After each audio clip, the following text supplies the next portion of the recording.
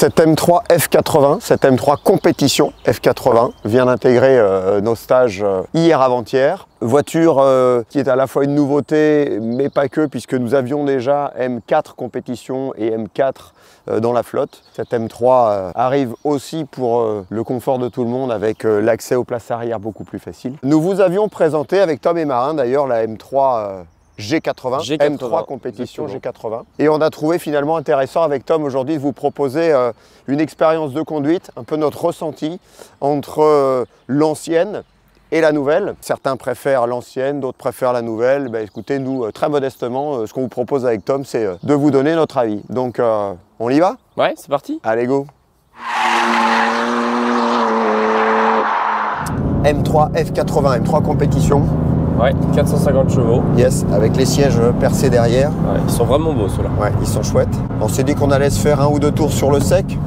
On profite une fois de plus d'avoir une piste sèche. Alors on a des pneus un peu francs encore. On est en 285 derrière. On est en Michelin. 285 derrière, 265 devant. Pilote Sport 4 tresse. Ouais, en 20 pouces. En 20 pouces. Là, on sent qu'elle viendrait sur les freins toute seule. On le dit, on le répète et on ne cessera de le répéter quand vous avez des grosses voitures avec des gros pneus sportifs comme ça. Méfiez-vous, méfiez-vous. Ah oui, oui, oui. oui. Premier tour.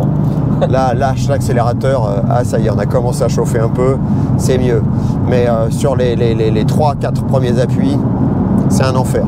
Alors, on a une chose assez particulière sur celle-là, c'est qu'on a un volant que je connaissais pas. C'est quoi? C'est un volant compétition? Bah écoute, je ne sais pas. Je ne sais pas. En tout cas, la prise de volant, elle est en Alcantara. Et exactement. Il est gros le volant. Le cercle, il est vraiment épais. Pour le moteur de cette voiture, on a toujours adoré cette caisse, nous, en fait. Bah ouais. Qu'est-ce que c'est plein, c'est agréable à conduire. Exactement. C'est disponible tout le temps. Tout le temps. Tout le temps. On va d'ailleurs se mettre en Sport Plus. Écouter un peu le son. Ça change un peu la sonorité. C'est assez significatif, ouais, sur la voiture. Très directionnel, c'est très vif. C'est par terre, hein. Ouais. C'est scotché quand même. Hein. Ça reste un peu lourd, ça sent qu'on déplace quand même un peu de poids. Tu vois, elle vient un peu sur le frein. Mais bon, on a toujours trouvé que c'était quand même hyper équilibré comme voiture. Hein. Ouais, oui. C'est d'ailleurs ma voiture préférée pour les baptêmes de fin de journée. Ah bah clairement, c'est la préférée en général et c'est aussi la plus facile. Ouais, c'est vrai. Alors elle est aussi plus facile en stage. Grâce au pneu, c'est vrai. Ouais, exactement, parce qu'on peut la chausser en 18, ce qui n'est pas le cas de la G80, qui est de toute façon chaussée en 19 avec des pneus un peu plus larges. Moteur vraiment plein sur tous les régimes. Ouais, c'est fou. Une direction qui te redonne des infos qui n'est pas... elle n'est pas feutrée non plus. Elle n'est pas souple, la direction, exactement. Tu vois, tu déploies un peu de force, mais c'est proportionnel. Oui. C'est vraiment très bien calé. C'est quand même plaisant. Hein.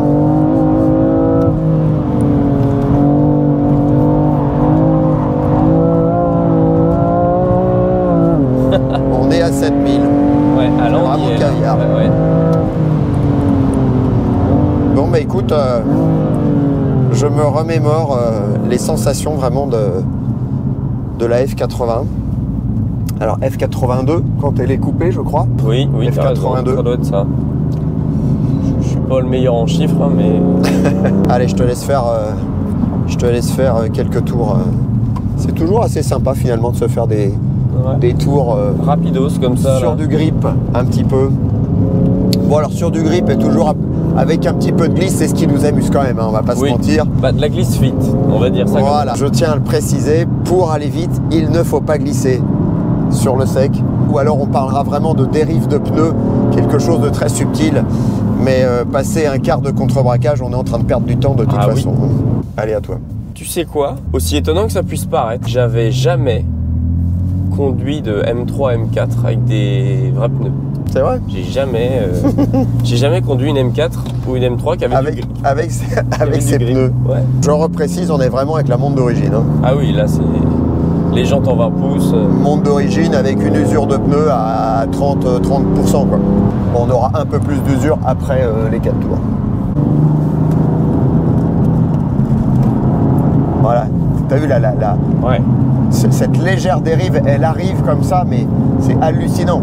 Mais en plus, elle te dit, j'arrive, attention, prépare-toi.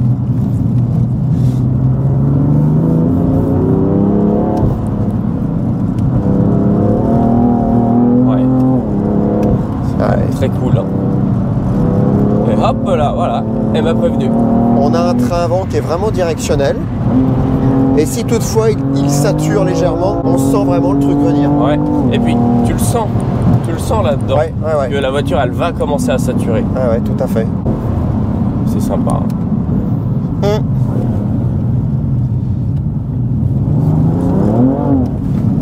Ouais, il y a des chevaux.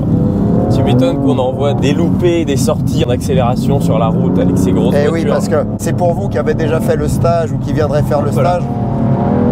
Déjà avec du 285 derrière en Michelin, la voiture est très mobile et le patinage peut être créé assez facilement. Ouais. Donc avec nos petits pneus exotiques, hop. Ouais, assez rapidement, quand on vous dit 10% sur la pédale de gaz, c'est vraiment 10%. On va arroser un peu ce circuit pour voir ce que ça donne. Oui, avec plaisir. Allez, go.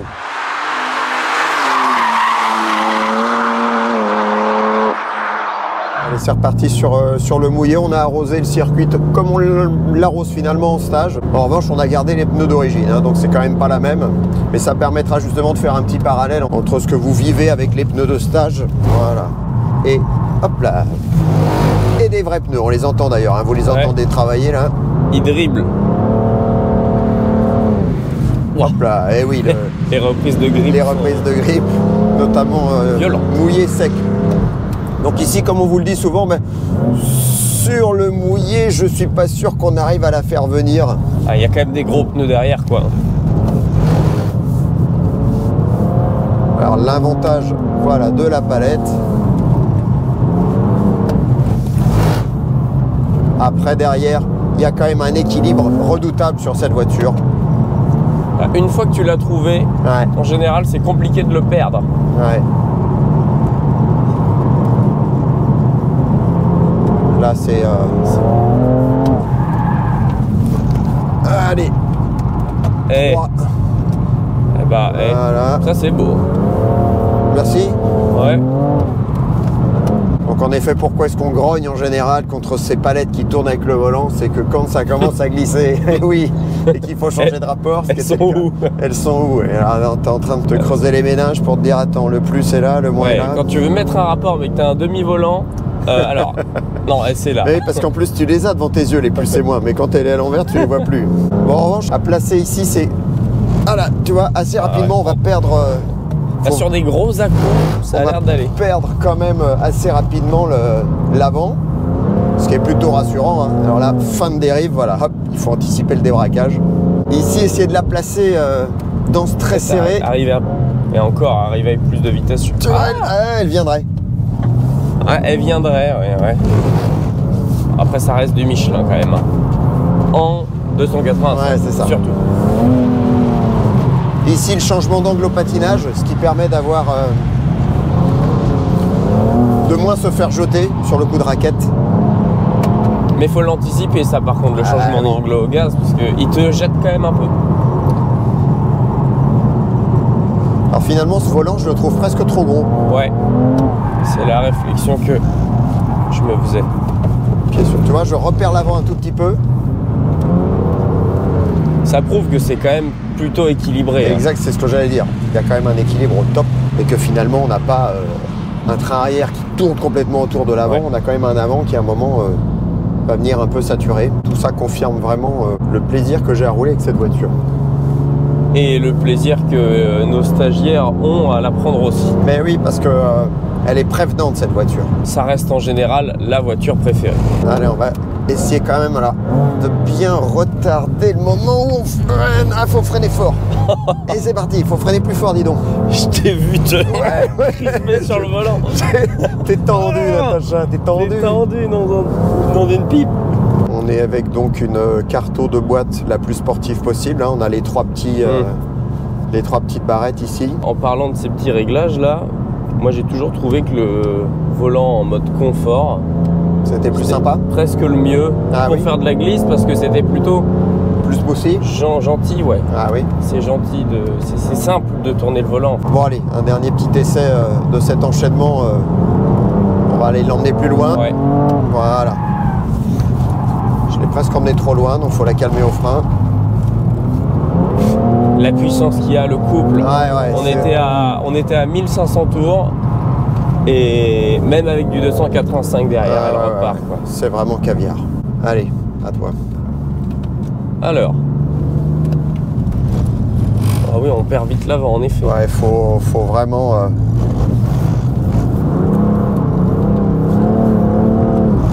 Ouais, j'ai pas voulu lâcher. Ouais. Oh, le coup de raquette nous disait, eh oh, on est par là, quoi. Et ben, cette Carto pédale Sport Plus, avant, elle me gênait. Ouais. Et depuis qu'on a la M3 G80 qui est encore plus on-off, elle me gêne plus. Je pense que le fait d'avoir les pneus d'origine, oui, c'est vrai. Tu me diras, c'est pas énorme comme ça, lisse un peu le tempérament de feu du Sport Plus. Parce que nos petits pneus en 18, là, en effet, en Sport Plus, ils se font satelliser. C'était surtout pour faire cet enchaînement grand gauche, petit droite qu'on essaie de faire là, où tu vas allonger progressivement et où ça faisait... Ouais, exact. D'un coup. Je vais quand même essayer là. Voilà, c'est vraiment une subtilité de compression détente du ressort qu'on utilise à ce moment-là, parce qu'elle prend très très peu d'angle finalement dans le premier, et c'est juste la détente du ressort qui nous jette. C'est quand même une voiture avec laquelle on pourrait faire ça toute la journée. Hein. Et je suis un peu d'accord avec toi. Ça doit être à peu près le même volant. Enfin, cette partie-là. Mais cette partie-là est très... Ça, c'est vraiment gros. Quoi. Ouais, bon, après, une fois que tu l'as en main, tu l'as en main. Donc, en conclusion sur cette voiture, on a un peu le même avis quand même. Ouais. C'est carrément top. C'est une voiture extrêmement aboutie, en liaison au sol, en motricité. La voiture est très conduisible, elle est prévenante. Elle est hyper prévenante d'ailleurs, c'en est surprenant. Alors, méfiez-vous quand même. Hein. Méfiez-vous parce que 450 chevaux... Voilà, ce qu'on entend là vraiment, c'est le pneu qui gratte latéralement, qui cherche à travailler. Ce qu'un mauvais pneu ne fait pas, lui il sature tout de suite. Hop, c'est parti. La direction, l'accélérateur, le freinage, bon alors c'est pareil, on n'est pas allé solliciter les freins plus que ça, mais de toute façon ces grosses voitures n'aiment pas les gros freinages. Enfin BMW n'est pas super réputé pour la qualité de son freinage, et notamment l'endurance. Je ne parle pas de la qualité forcément, mais de l'endurance. Aussi de par le poids de leur voiture. Oui, bien sûr. Ouais. Mais en revanche, voilà, pour un exercice comme celui-là, c'est une voiture qui est incroyablement agile.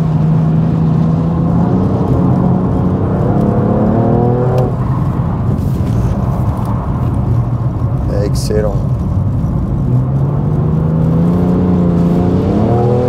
Et vraiment une puissance qu'on peut aller chercher au fur et à mesure. Ce qui va peut-être de nouveau nous surprendre, parce que là j'ai regardé, t'étais en 4, t'as remis 3 mais 4, qui va peut-être nous surprendre sur l'autre. Oui. Sur la G80, avec de temps en temps à la fois plus de puissance en haut, mais presque moins en bas finalement. C'est vrai qu'elle a un peu moins, on s'était fait cette réflexion, un peu moins de couple ressenti du moins. Et bien c'est d'ailleurs ce qu'on va aller faire, on va aller la récupérer tout de suite. Ouais, ça va être bien de la comparer.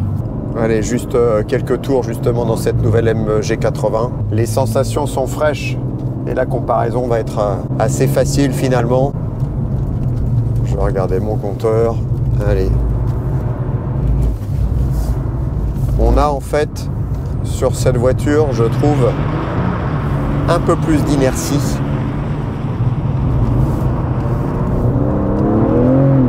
Et ça, ce moteur on-off. Beaucoup trop. Mais vraiment on-off. Ici, elle vient au frein. On a des pneus plus usés sur cette voiture. Donc, une plus grande mobilité.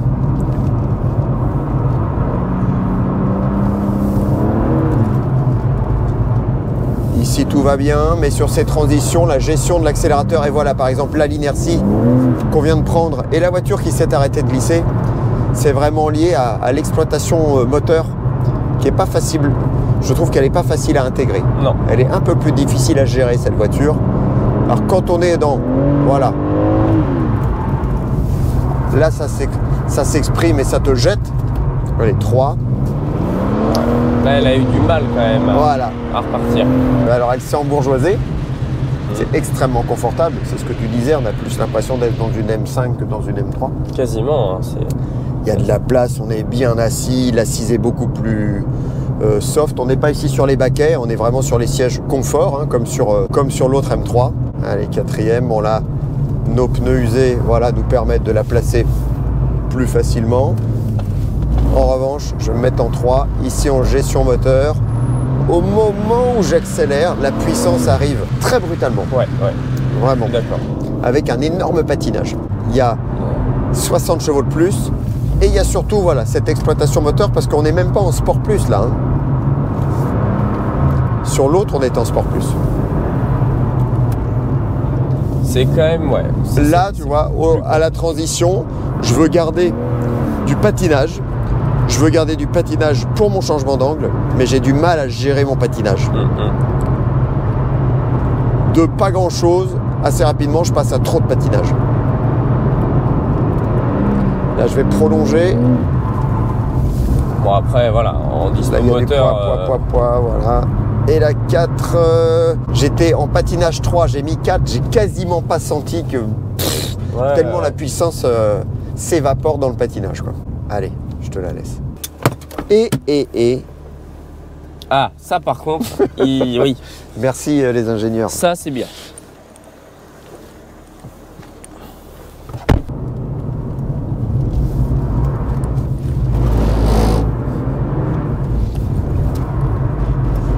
Moi, je trouve que les vitesses de prise d'angle sont beaucoup plus directes avec celle-là.